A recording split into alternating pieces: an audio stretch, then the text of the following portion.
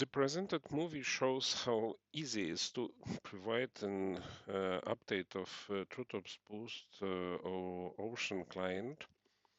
In such case, where you have already done the update of the server, it means the server was already updated with the newest Oseon or TruTopsBoost version, and you have now to prepare the update on the workstation. For the updates on the workstation, it's not necessary to start the setup procedure.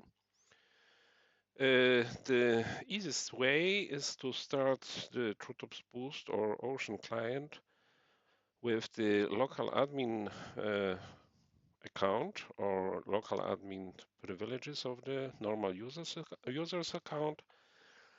And before you start that, it's important to check if we have the access to the server, to the folder TruTops shared. If such access exists, we can try to press the right mouse key on the icon, for example, TruTopsBoost, and start the function with administrator rights. Let's us try. We confirm. Now the system should check if the updates are available. That is a special window for that case.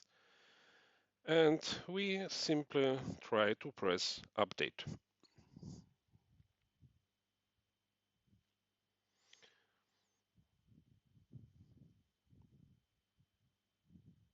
The update creator shows us the window again. And on the taskbar, there are already first component at his update procedure. And when we see such picture, it means that we are on the best way to finish the update successfully.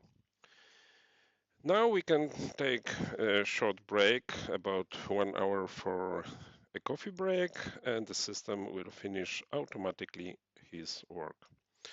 In cases of questions, please contact tops@pl.trumpf.com.